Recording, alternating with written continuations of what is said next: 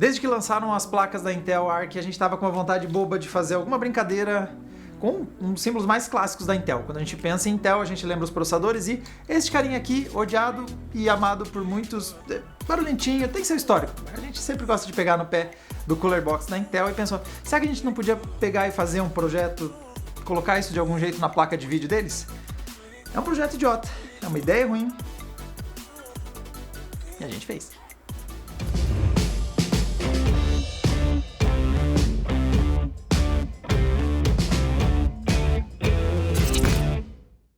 Bom, galera, essa aqui, vocês já viram essa placa, mas não desossada como ela está nesse momento. Este aqui é o projeto da ASRock, modelo Challenger da A380, Intel Arc, o chip de entrada ali da linha Intel Arc, que a gente já testou, já tem gameplay, já tem ele antes de a gente estragar. Vocês podem ver como é que a placa era antes de cair nas nossas mãos. Mas a ideia foi tentar pôr o Cooler Box de um processador da Intel e deixar ela com a cara mais Intel possível, ou pelo menos, né, como na nossa memória afetiva a gente sempre imagina a Intel, e colocamos esse cooler nela. A questão aqui é, primeiro, tem vários vídeos na Adrena em que a gente traz tutoriais, traz coisas que a gente indica vocês fazerem, traz informações úteis. O vídeo de hoje não é nada disso, em nenhum aspecto. A gente não recomenda que você faça isso, a gente não sabe se vai tirar algo de útil ao final desse vídeo, mas a gente vai testar porque a essa altura a gente já foi longe demais. Então, definitivamente a gente precisa pelo menos descobrir o que vai acontecer depois de fazer isso aqui. Algumas coisas sobre a mudança do nosso projeto original. Então, primeiro, o cooler da Intel vem aí nos processadores de entrada desde muitos anos atrás, então por isso que muitos que tiveram plataformas Intel reconhecem esse design aqui. Mudou recentemente nos Alder Lake, mas por muito tempo teve essa carinha aqui. E esse é o projeto que a gente usa para uma placa, para um processador de 65 watts. Vai cobrir a Intel Core 3, i5 e i7, os de aquecimento mais baixo. 65 watts não é suficiente para o que o Intel Arc A380 tem, pelo menos quando a gente fala na sua performance máxima. Então, o projeto da ASRock tem um TDP de 75 watts. Lembrando que o TDP ele se mede em watts, que é uma unidade de energia, mas está falando sobre calor. É uma métrica que nos dá uma ideia de quanto calor a gente espera que esse chip vá dissipar, para você fazer a conta de qual é o projeto equivalente de arrefecimento para dar conta dele. Então, isso aqui é um cooler para um processador de até 65 watts, colocado em um chip que, segundo as especificações da Intel, pode chegar aos 75 watts. Inclusive tem um dos dois projetos que tem do A380, o ASRock chega a 75 watts e tem uma marca, a Ganier, que é outra que está usando esse chip, que chega a 92 watts de dissipação. Tanto que é uma placa com duas fãs. E detalhe que esse nosso projeto aqui também tem, né, o modelo aqui da ASRock, ele tem um conector adicional de energia, ou seja, é uma implementação de um chip que é modesto, é um chip de entrada, mas ao mesmo tempo é uma das implementações, digamos, mais robustas desse chip. Então, boa sorte pro Cooler Box da Intel. Na desmontagem, nessa maravilha que o Cassiano montou, essa belíssima gambiarra, foi preciso fazer algumas modificações no Cooler Box. Então a primeira delas foi preciso tirar algumas das hastes para conseguir caber os parafusos. Na montagem fica bem evidente a hora que ele tem que arrancar parte de algumas das aletas. E detalhe é que a parte de dissipação passiva, né, que são as estruturas de metal, são meio parecidas quando a gente olha o Cooler Box da Intel e quando olha o projeto da própria ASRock, a estrutura metálica até lembra um pouquinho. Só tem um problema sério. A estrutura da ASRock tem contatos nas memórias de vídeo e o Cooler Box obviamente não. Ele foi pensado para dar contato apenas no die do processador, então o die do chip gráfico, beleza? Tá ali, encostado, pasta térmica, tá dissipando. As memórias RAM, eu li as memórias RAM, né? As memórias de vídeo, eu tô confundindo porque é um Cooler Box e é uma placa de vídeo. Isso aqui virou um Frankenstein. Mas o problema é que eu consigo nitidamente perceber que a memória de vídeo, várias delas não estão... Na verdade, tem algumas que não estão nem embaixo do cooler, da área de metal, e não há contato, eu consigo ver nitidamente a fresta entre elas. Mesmo que a gente colocasse um thermal pad, a distância ia ser muito grande para ser efetivo, e nessa parte o projeto, o Cassiano definiu como o sistema de arrefecimento das memórias vai ser o ventinho que passar pelo Cooler Box. Parece promissor. Mas sim, as nossas memórias agora estão sendo dissipadas pelo vento que passar por elas. Não há nenhuma estrutura de dissipação passiva dando contato e ajudando no arrefecimento. É o vento que passar e escorrer pelas laterais vai resfriar esse projeto. E com tudo isso em mente, antes de a gente ir para a montagem, uma pergunta agora um pouco mais prática.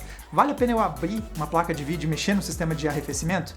A resposta em 99,9% dos casos é não. Você não precisa abrir e modificar seu sistema de arrefecimento. As placas de vídeo vêm com um sistema de arrefecimento já bem dimensionado, exceto se alguém cometer um erro muito grande e aí não está balanceado as coisas, mas normalmente os fabricantes vão entregar um sistema de arrefecimento equilibrado com o nível de aquecimento dos componentes que colocaram. O único motivo para você abrir é de tempos em tempos.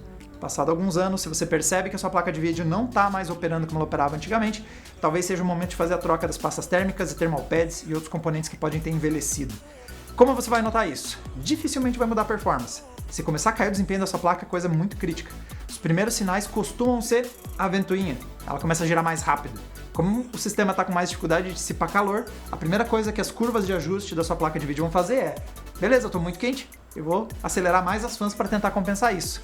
Resultado, a sua placa não apenas fica mais quente, mas ela fica muito mais barulhenta. É um bom sinal de que talvez está na hora de abrir, trocar os thermal pads, a pasta térmica, colocar de volta o sistema de arrefecimento original, não colar um cooler box. E aí, é o único motivo para você abrir depois de um tempo dar essa manutenção. Mas sinceramente, só faça isso se você percebeu que mudou o perfil de funcionamento da sua placa de vídeo, senão faça só por hobby ou para fazer um vídeo no YouTube. Agora sim, vamos ver como é que ela se sai em performance. Para a gente calcular o nível do estrago do que a gente fez com a coitada da placa, eu vou fazer o seguinte, eu vou rodar aqui o Stray por um bom motivo. A gente tem gameplay em live, inclusive, com ele. Dá pra gente comparar como é que ela operava antes de a gente azucrinar ela aqui e como ela ficou agora. É a versão Cooler Box Edition. Tô com o jogo aqui aberto faz poucos segundos. Até para vocês entenderem a progressão aí de algumas coisas como aquecimento da placa. Ela está operando na temperatura de 59 graus, o que é bom, bem bom na verdade, aparentemente 60. Vamos ver quanto vai escalar isso. Operando a 2400 MHz, ou seja, ela está pegando o boost que a gente viu ela fazer durante os gameplays. Normalmente ela tem pego nessa faixa dos 2400, 2350, 2400. Então por enquanto ela está conseguindo manter.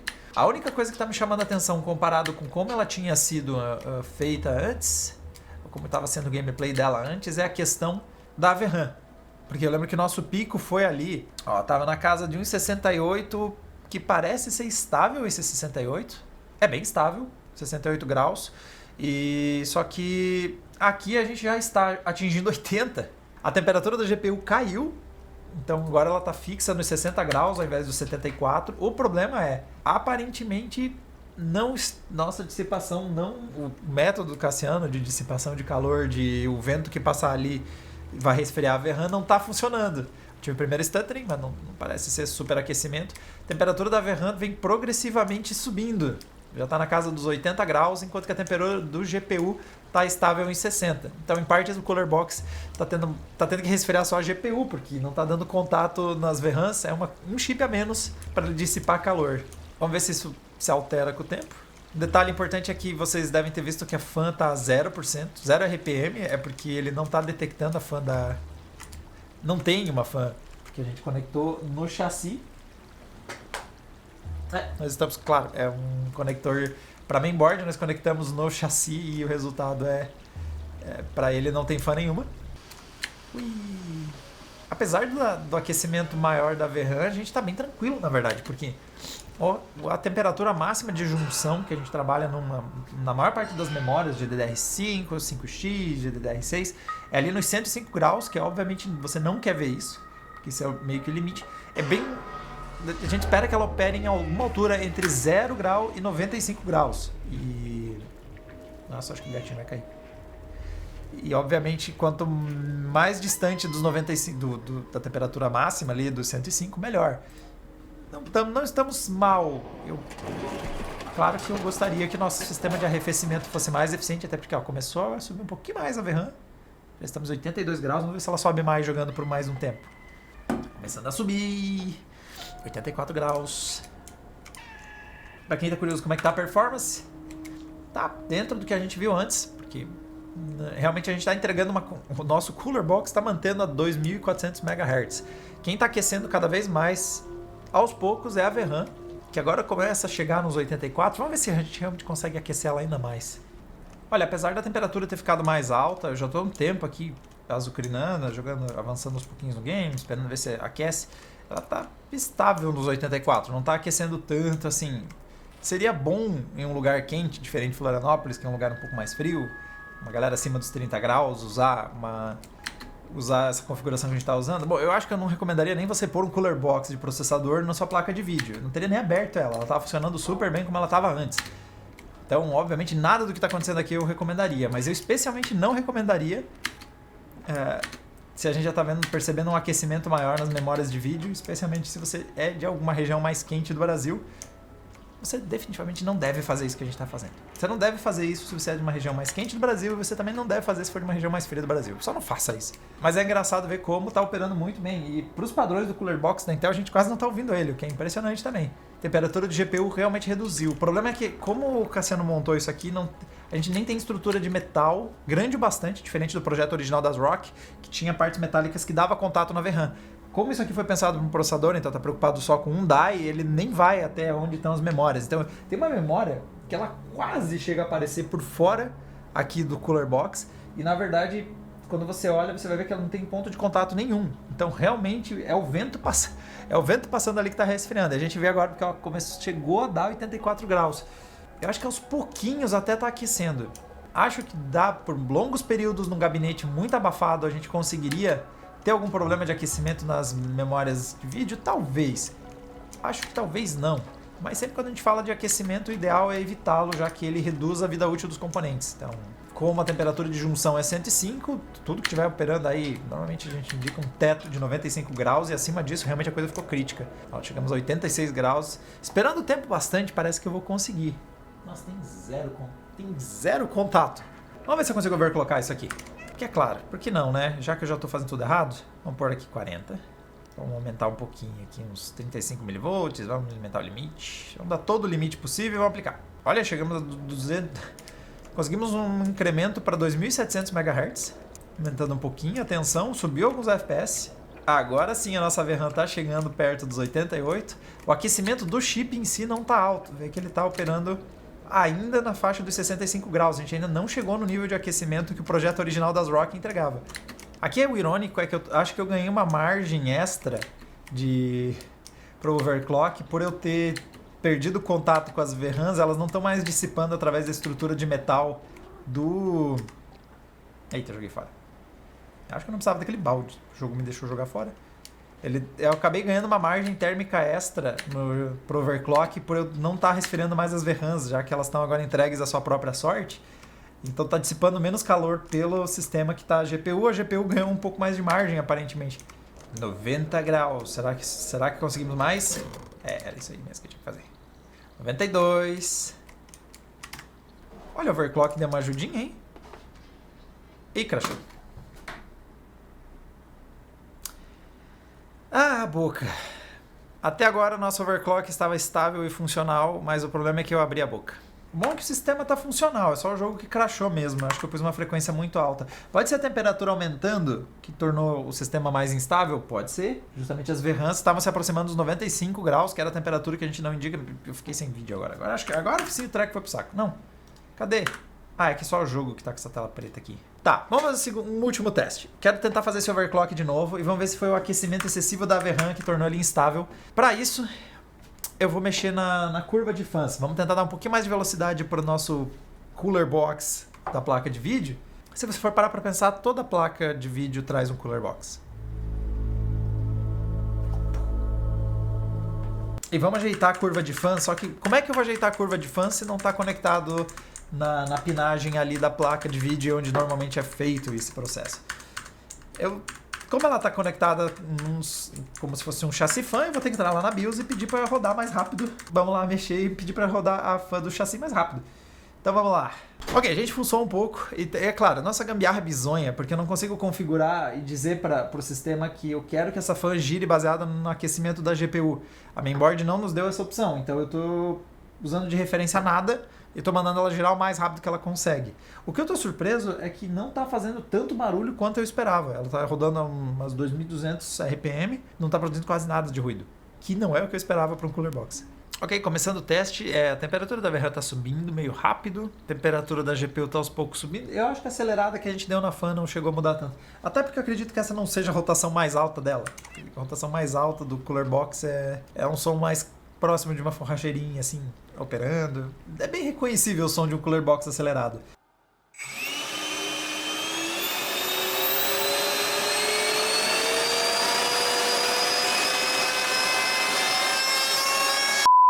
Vamos aplicar aquele ajuste de novo.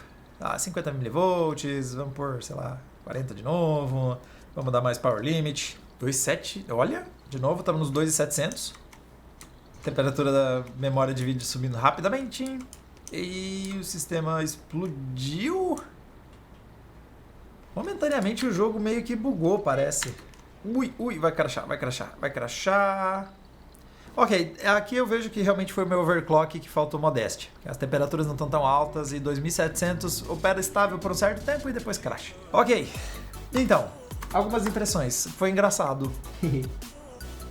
O nosso modelo especial da ARC A380 funciona e eu não indico pra ninguém.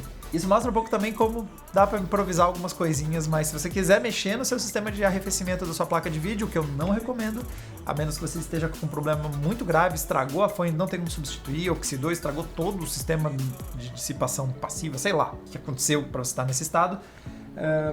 Eu só recomendo que você tenha um sistema que dê contatos, precisa dar contatos tanto no DAI do próprio GPU, de preferência aí de forma mais uniforme, e também tem que dar contato com os VRMs, né? Isso que você tem que usar uns thermal pads para fazer isso acontecer. Não é o caso do Cooler Box, que foi desenvolvido apenas para dar contato no processador. Mas foi possível, dá.